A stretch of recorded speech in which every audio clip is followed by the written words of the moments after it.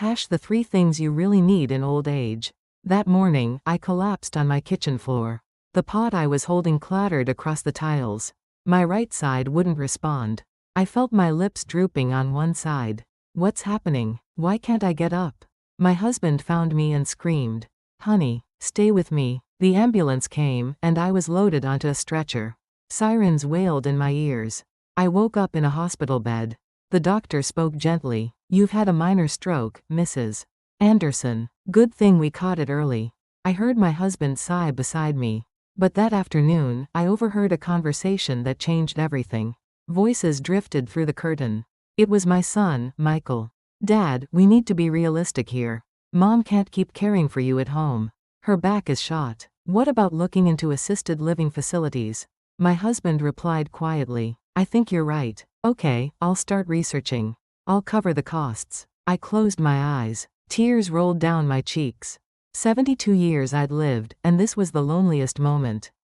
I had dedicated my life to my family. Raised the kids, supported my husband, cared for my in-laws. And now, that same family saw me as a burden. A week later, I was moved to a nursing home. A 4-bedroom at the end of the hallway. The bed by the window became mine. My husband and son arranged my things and left. "Mom, I'll visit once a week," Michael promised. But I knew better. Once a month would be a stretch.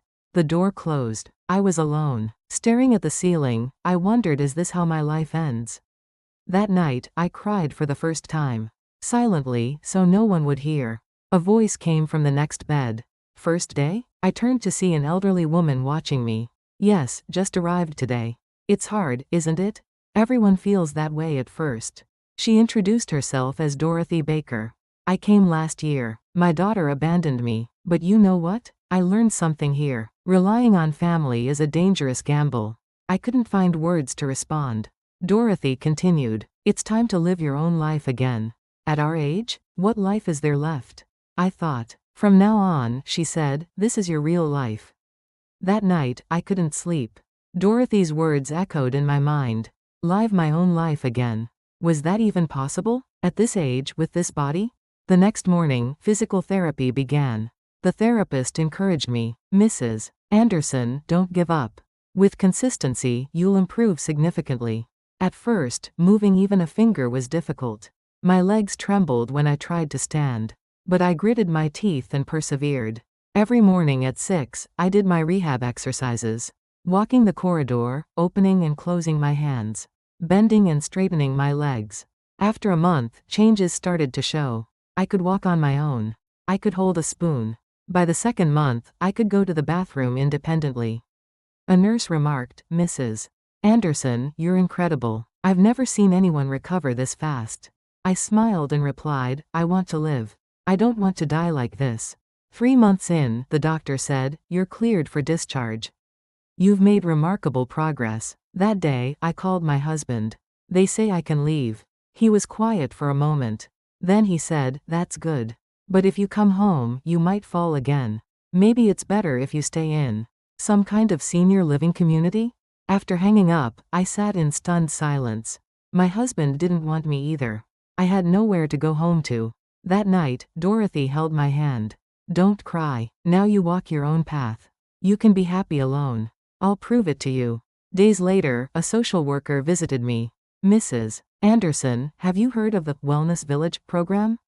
It's in Colorado, a community where seniors live independently together. They provide health monitoring, you can garden, and there are hobby activities." My ears perked up. "Such a place exists?" "Yes, and it's affordable. Would you like to visit?" I nodded. A week later, I was on a bus heading to Colorado. Dorothy waved goodbye. "Take care. Keep in touch." "You too, Dorothy." Looking out at the mountains and valleys, I thought, this isn't the end. This is the beginning. When I arrived at Wellness Village, a spring breeze was blowing. A sign at the entrance read, "Healthy. Happy. Together." The program director greeted me warmly. "Welcome. Make yourself at home here. The rules are simple: morning exercise, health check-ins, meal rotation, and gardening. Think you can manage?" I smiled. "I can. I want to try." That first night, I lay in my small room looking out the window. Stars filled the sky. Stars I'd never seen in the city. At 6 a. The village announcement played. Good morning. Time for exercise. I got up and put on my workout clothes. In the village square, elderly men and women gathered. All of them living alone, like me. Good morning. Oh, a new face. Welcome. We stretched together and walked around the village. I was breathless, but it felt good. I felt alive. After breakfast, I headed to the garden. Small plots were assigned to each resident. Mrs. Anderson, this is your plot. I knelt and touched the soil. It had been so long. Soft and warm. I planted lettuce seedlings and watered them. Sweat dripped, but my heart felt peaceful. After a month, my body began to change. Waking up in the morning became easier.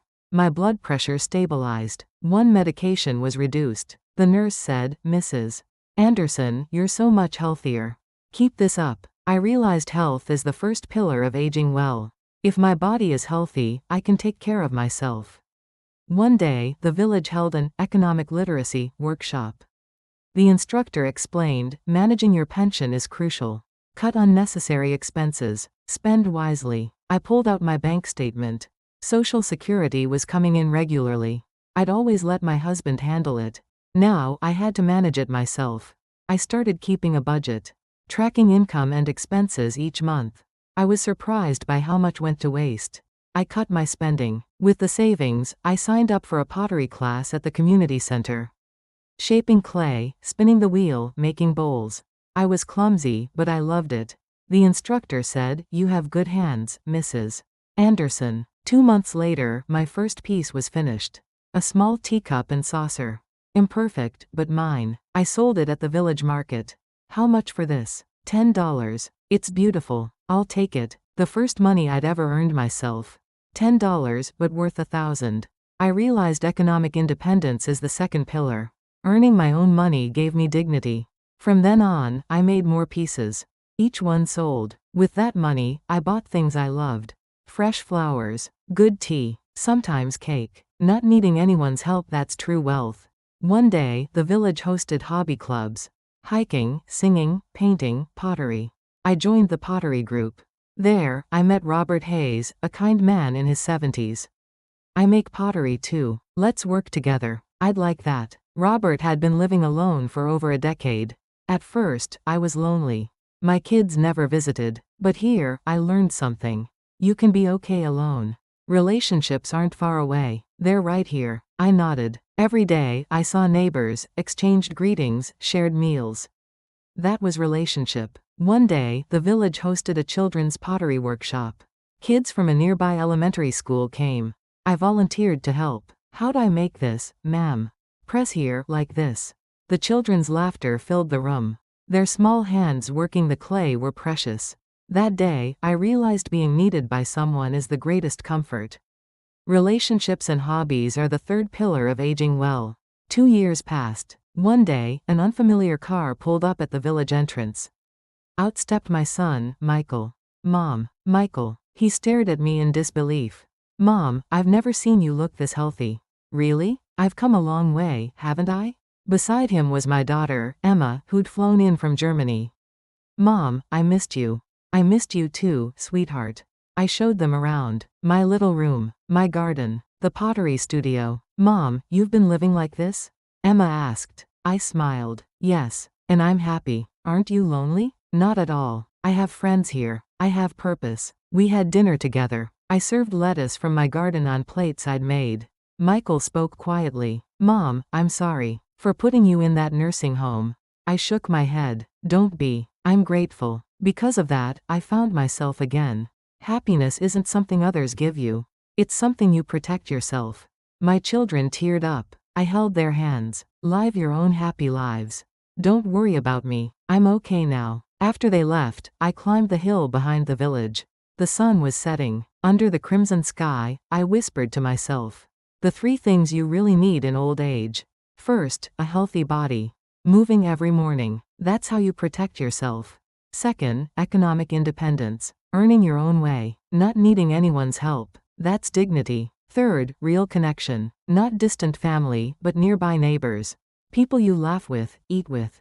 That's true relationship. With these 3, you're never truly alone. When I thought I'd been abandoned, I was actually finding myself. I walked home. The evening breeze was cool. In my garden, the lettuce was growing. What will I do tomorrow? Hike with the group? Teach the kids? Make a new bowl? Just thinking about it made me smile. At 72, I finally understood. Life isn't over. It's just beginning. Happiness isn't far away. It's inside you. That night, I sat by the window and looked at the stars. They sparkled. And so did I.